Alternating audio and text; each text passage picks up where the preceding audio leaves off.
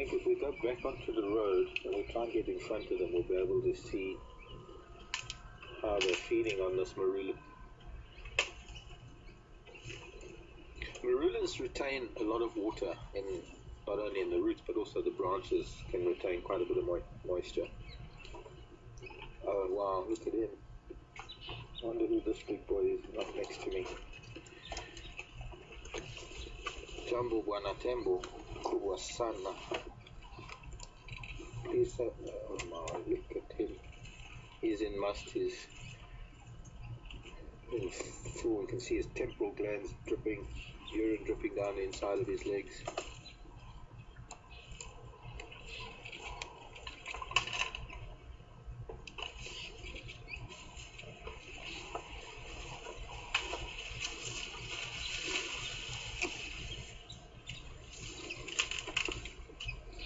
Diane on Twitter. Hello, Diane. What does an Ellie in must smell like? Well, it's quite pungent. It's kind of hard to describe, actually.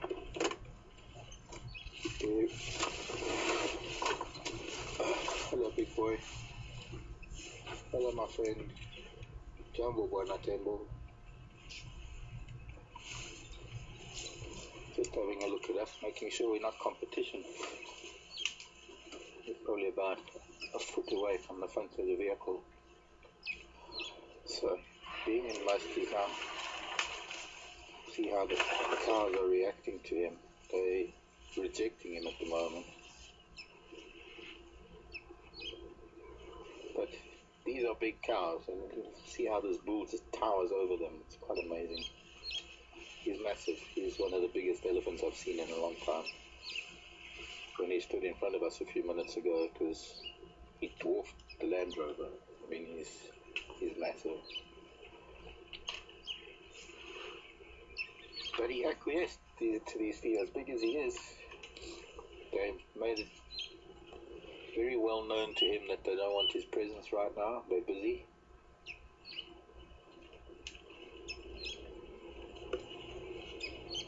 See, look, that cow there. Ooh, can hardly see, but through the gap between the two of their rumps to us, the cow's got a fairly large branch that she's trying to break into smaller pieces so she can. Oh, we can't see her because this other one's in the way.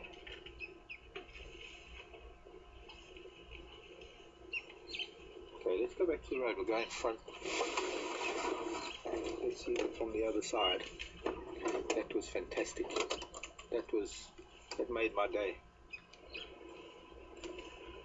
Female looking a bit stressed. She's also leaking from a temporal gland. Now we don't have to move now because she's carrying some food with her. She's got a branch in her mouth and she's got a branch tucked between her trunk and her tusk, carrying it off. She's going to eat on it as she walks along.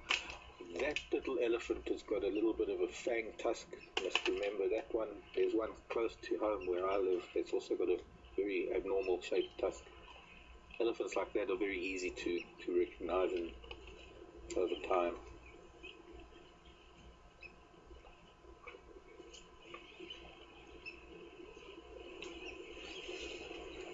Time to move.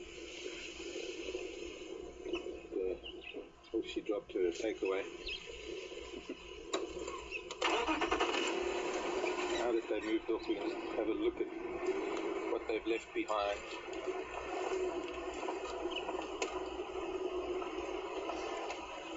I think the presence of this very big bull has pushed the younger bulls. There are a bunch of younger bulls that seem to have moved off, most likely because of this very big bull.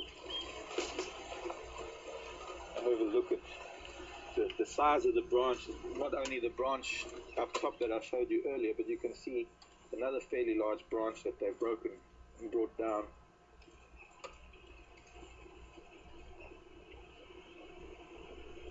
Here's the break.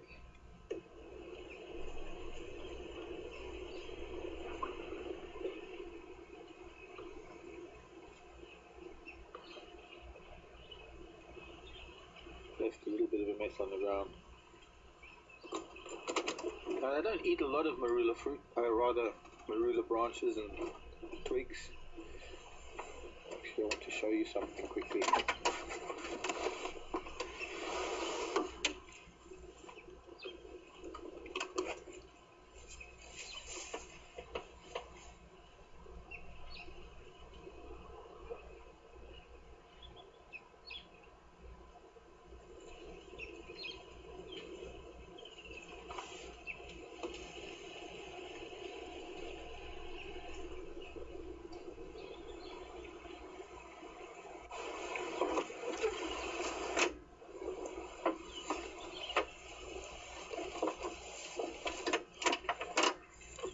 What I call elephant chewing gum, where they're chewing the juices. This is the bark that has been masticated to a pulp, and all the moisture has been chewed out of it. It's one of the reasons why they're getting to these trees, because it has good properties for, I don't know, only the elephants probably know what it is, but it's in my opinion most likely a sort of a medicinal food rather than food for nutritional purposes. And the reason why I say that is because generally they don't eat a lot of marula, and it's only at times that they will do this. They'll break a branch, and the whole herd with the little ones will, or the ladies, the cows will show the little ones how to and what to eat in terms of the marula, the bark and the branches. It's very nice. I wouldn't be able to get any moisture out of this. Actually, I can.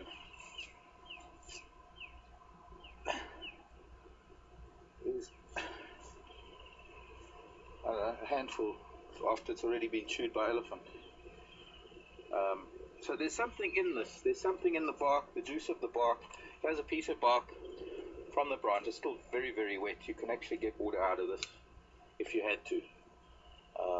Very, very wet. In fact, it's one of these things that when you're looking for elephants and you find places where they've fed, can give you an idea of the time frame that they've been there, because of the how much water is left in. So this will dry out fairly quickly, but not so much on a day like today. Bark being a very important aspect of their diet. Let's go and catch up with them.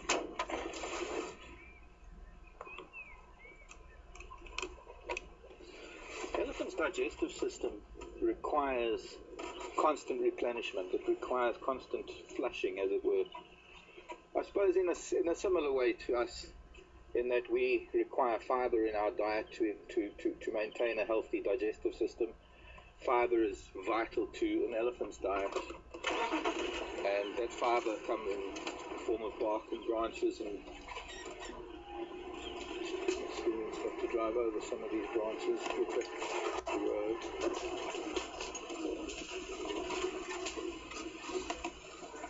Roots as well, they'll eat roots that give them fiber. And what that does is it pushes all the undigested material out of the gut so that they can make space for more. A single stomach, in fact, they have what's called a cecum. They're what we call hindgut digesters, so they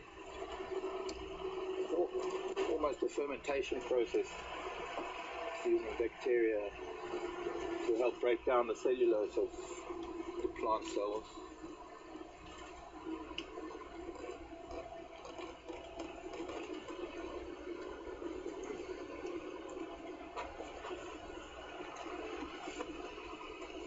Our station in Columbia and Glove on Rebecca's Road, up towards Zoe's.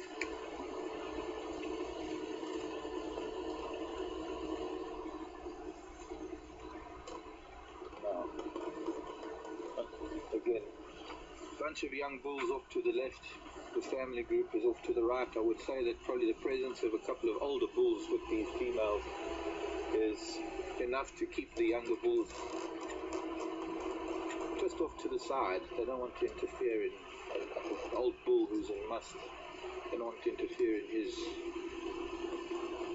wanderings. I wonder if we're going to be able to get ahead of them, because they seem to be moving now. Try. So that they eventually come past us.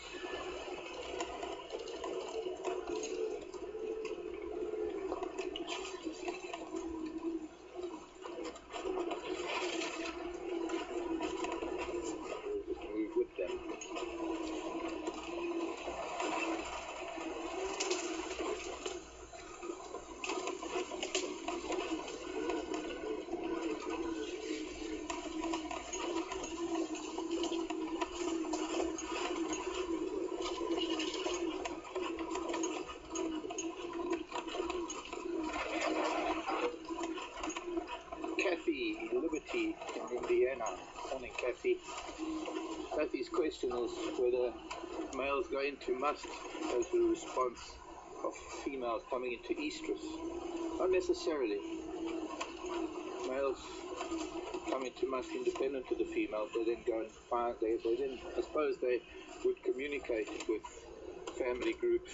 Oh, the two little ones having a pinch me, I'll pinch you type of game.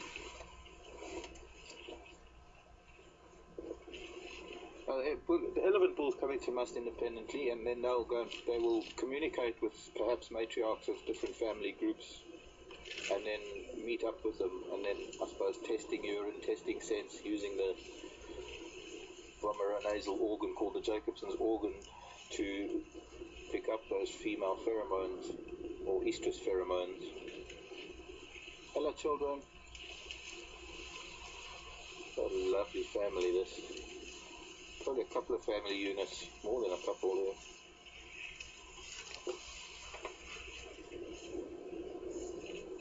Hello, young lady. Very angular head of the elephant, the cows. You can see the forehead, how angular it is compared to, if we have a look at the bull coming over at the back there now. Look at that. See how he towers over them.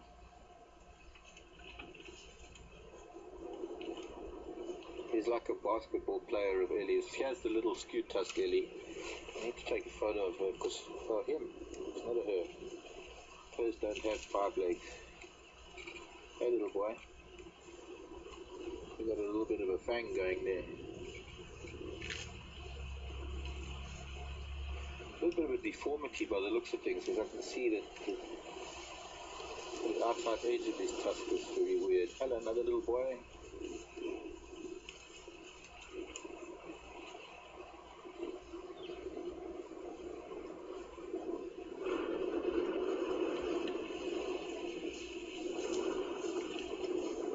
Morning, young lady. Hello. Hello. Hello.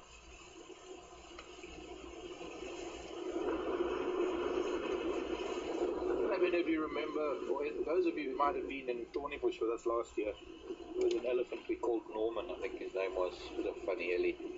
He had a tusk very similar to that. A very, well, I won't say deformed tusk, but there must have been something that had happened in his mouth that caused it to grow in a very strange way and split in a very strange way. He was actually near my house. He must have climbed over the fence at Thorny Bush, because I put photographs of him near my house from a couple of weeks ago. I'd like to say he recognized me, but I'm a little bit not really possible. This weather is turning a bit nasty. Pull some more young bulls behind us that are tagging along. There's another fairly large bull straight ahead of us, but also following the herd. Could be that there's some estrus females. I've noticed a number of the females are dribbling from their temporal gland, which means that they're probably being stressed out a little bit by all this male attention, all this testosterone running around them or hassling them. When the males are in must, just to clarify, it's not musk with a K, it's M-U-S-T-H, must. And